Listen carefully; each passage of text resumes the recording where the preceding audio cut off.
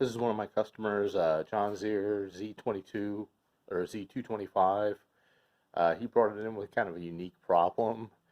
He calls me up. He's like, "Oh, my zero turn smoking a little bit," and wasn't smoking a little bit. It was like a fog machine because the crankcase was completely filled with gas and oil.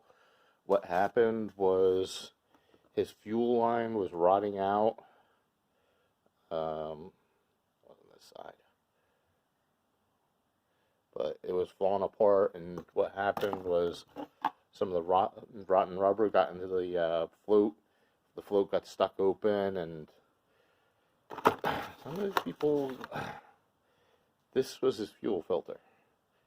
I mean, you'd think when it gets like that, you would actually change it or have someone take a look at it. He got really lucky on this.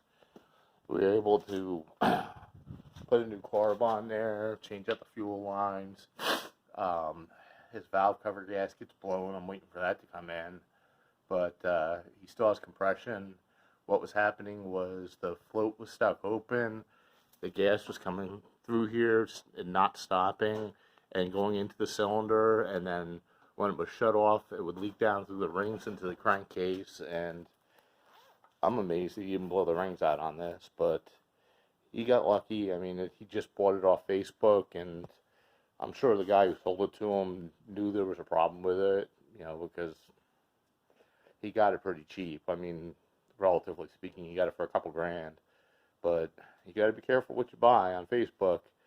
Yeah, this thing's beautiful. It's only got like 120 hours on it, but yeah, to have the fuel lines rotting out, and he's a landscaper like me, and you don't want your $2,000 machine, blowing an engine that'll cost you $1,500 to replace.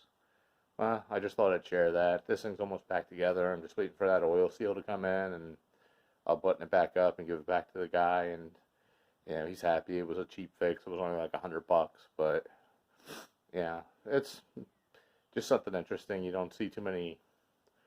When you pull the dipstick out, it's completely full. You have to have some room in there for the oil to move around, and for the pressure to release through the release valve, and just something interesting. One thing I'm going to do for him once I actually get some more fuel shutoffs in, I've got this on my mowers, is I shut off the fuel. That way, God forbid, when it's bouncing around on the trailer, if something does get stuck up in there, it's not going to fill your fuel, your crankcase up with oil, even if it is, stuck open, and with the float just pouring gas into the cylinder. All right, well, I just thought I'd want to share that one for you. All right, take care.